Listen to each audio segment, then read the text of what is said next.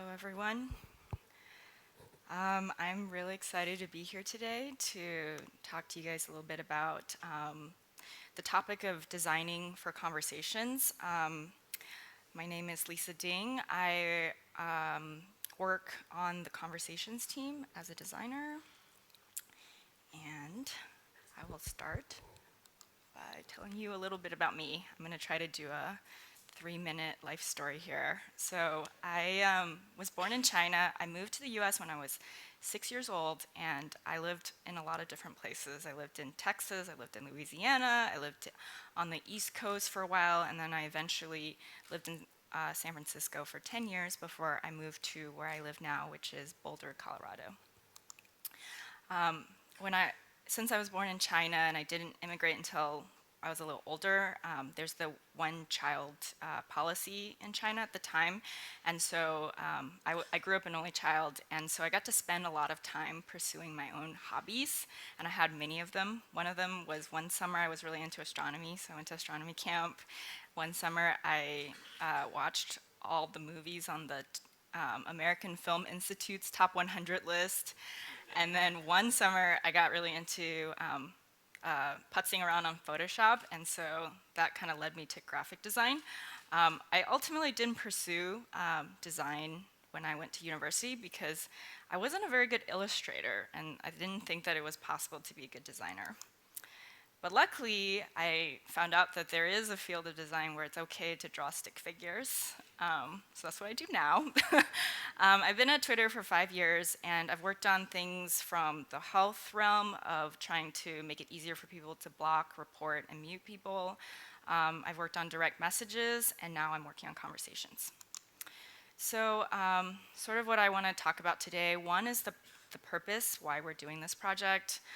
Second, I wanted to walk through some of the considerations when it comes to thinking about conversations, some ideas that we're trying out in a prototyping app, which I'll tell you a little bit later, and then also some personal reflections I've had along the way.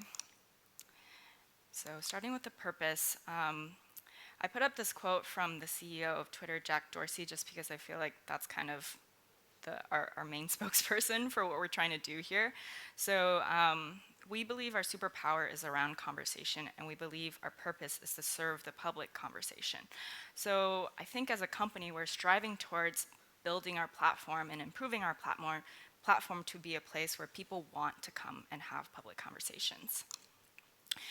In order to sort of frame this project and figure out where to even start, we our research team did a lot of work. My colleague Cody Elam came up with 4 different sort of needs that people have from conversations, starting with discovery. So people say it's hard to find interesting conversations on Twitter.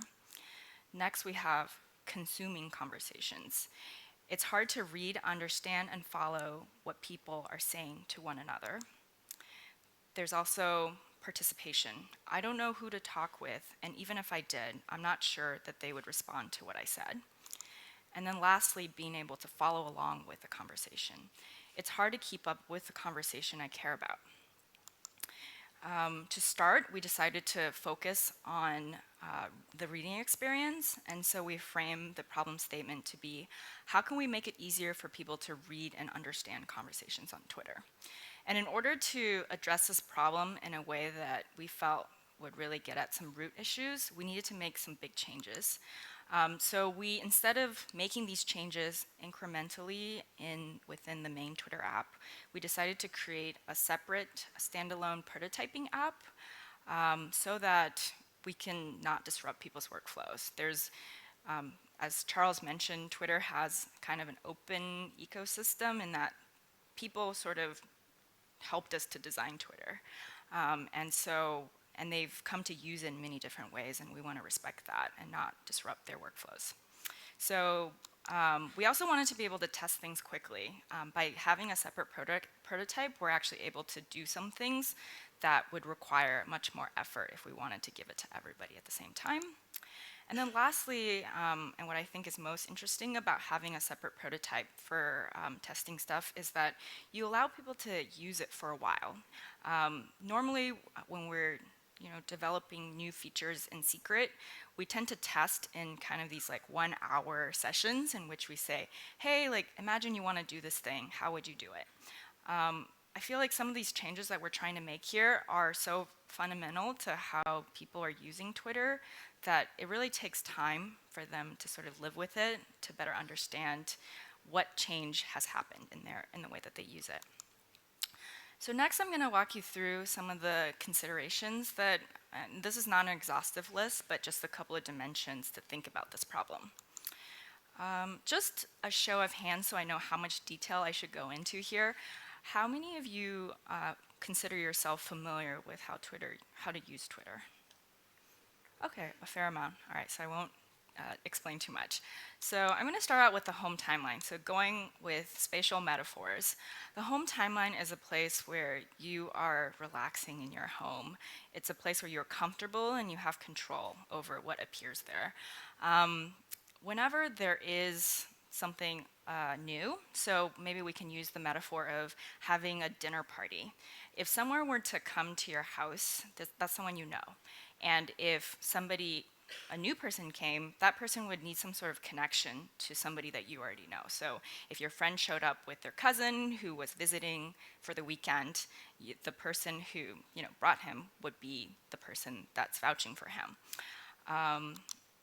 A different space on Twitter is what we call tweet details. So whenever you tap on a tweet in the home timeline, we take you into the view that's a little bit more like a town hall meeting. It's a more public space.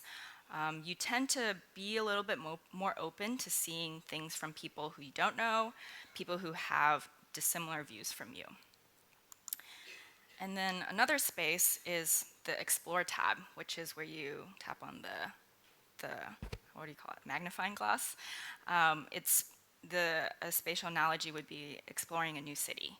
So this is a place that you've chosen based on knowing what you like. And so you kind of know what to expect, but you're much more open to seeing new things and seeing things that you also disagree with.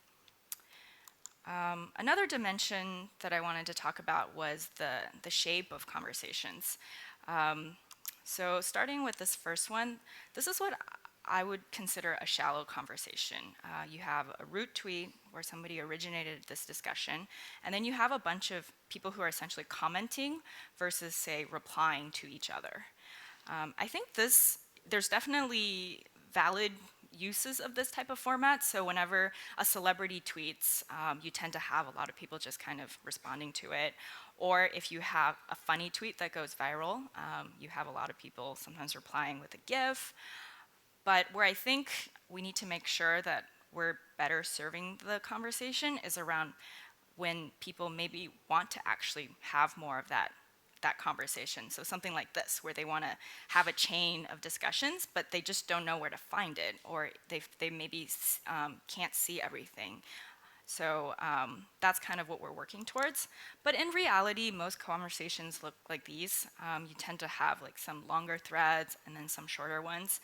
And I think what we ultimately want to achieve is that we give each thread of conversation a chance, that if it's something that people want to comment on, that we give them the opportunity to do so, and we give them access to it. All of the stuff that I just showed you with the shapes is actually oversimplification with what actually happens on Twitter. One of the most, I guess, challenging but powerful things about Twitter is that there's infinite branching. So any tweet is really just a tweet. Any reply, sorry, is just a tweet. And so that's what makes it really complicated. All right, so now I'm going to tell you a little bit about what we're testing and why we're doing it. So to start, we are trying what we are calling a single conversation view. If we were to go back to the town hall analogy, it's the difference between having people in maybe different corners of a town hall meeting versus having people in one space with a shared microphone and asking each other, listen to each other. And maybe after you've talked for a little bit, then you can break out into smaller groups. But we want to give that global conversation a chance. We are also threading replies, and the benefit here is that we've heard from people that use Twitter that they would like to be able to more easily understand who's replying to whom. And so with the structure, we hope that that's a little bit easier to see. We want to also be able to help you see the thing that you most want to see, and that's oftentimes what is the most important replies to me. And so we have these labels that say author or following to kind of help you immediately identify those replies. And then lastly, we want to be able to help you focus on the content. So one thing that when it comes to like time and energy using social media, it's about like how much time do you invest in it? Are you able to just kind of scan things quickly and move on? And so we're hoping that with this new design in which we focus more on removing some of the context that's not necessary in this view, we can actually do that for you. So that leads me to the next thing, which is in order to do that, we have to have some sort of way to make it happen through progressive disclosure of that context. So in doing so, we're also sort of challenging our existing incentives models. And we're not the only ones doing this. Instagram has also experimented with this. But basically, we want you to think about engagement numbers and how that influences how you read a conversation. Would you maybe read first and judge later if you couldn't see how many likes a tweet got at first? So here you might tap on the tweet, and then you would expand. It would actually show you that tweet in a focus state, and then that's when you would actually see who's liked it. Another thing that we're trying is thinking through like how many there's actually multiple levels of detail that you can need, and maybe it's not necessary to show it to you all at once. And if we break it up into these more progressive steps, maybe we can actually show you more information that you previously couldn't see. One example is maybe we would show you how many impressions, as the author, how many impressions you've gotten, or we can show you a list of people that you know who have liked or retweeted it.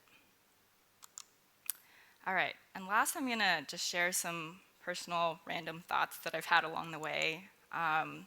One thing that it took me a while to kind of figure out is that reading and participating in conversations are actually really two different but related activities. So I think it's easy to assume that when people read a conversation, then they're more likely to want to reply to it because they're seeing more. But it's not always the case. So in one circumstance, you could say, okay, I have access to more information, therefore I do want to reply. I can see more threads of conversations, and therefore that increases the number of topics that I could possibly participate in. Another way to look at it is I'm seeing more of people's responses, and I'm finding that other people are actually already saying the things that I want to say. So rather than just repeating it and not creating any new content, I can like somebody else's. And then finally, I think it's important to acknowledge that participation also comes with a lot of other factors. For example, feeling like you're safe on the platform. And so you have to kind of separate these two reading and participating ideas. Next, I think it is very obvious that people want Twitter to show them what is the best content, but it's super important to also tell you why. So for example, I would say like oftentimes when people go into a conversation, they sort of assume that Twitter's showing them the best things, but occasionally they'll kind of go and confirm it. And at that point in which they're trying to confirm it is a very critical moment in which we can lose a lot of trust. And so it is important that we do bring you the best content, but also tell you exactly why so that you would trust it in the future and not waste your time confirming it. And then lastly, even though I think using a prototype has been a better way to capture how people use something that's different over a period of time, there's still long-term effects of it. So it's really hard to predict how people might use Twitter differently say over a period of like 6 months to a year. So as an example, imagine if Twitter didn't support infinite threading in a way that it presented it to you. Maybe after like 5 levels of a conversation, we make it all flat. That could potentially change the way that people have discussions on Twitter. It could mean that once you see that it's flat, you don't want to keep discussing it anymore and you want to start a new thread. So those are the things that are a little bit more challenging to measure and know. But what we do know is that Twitter users are very passionate. They have helped shape the product over the years. And so we really want to like better understand what everybody needs and make sure that we build a product that's enduring. All right, thank you very much. If you have any thoughts or questions or are interested in trying to be a part of the prototyping app, my Twitter handle is @LOLDing, and my DMs are open. Thank you.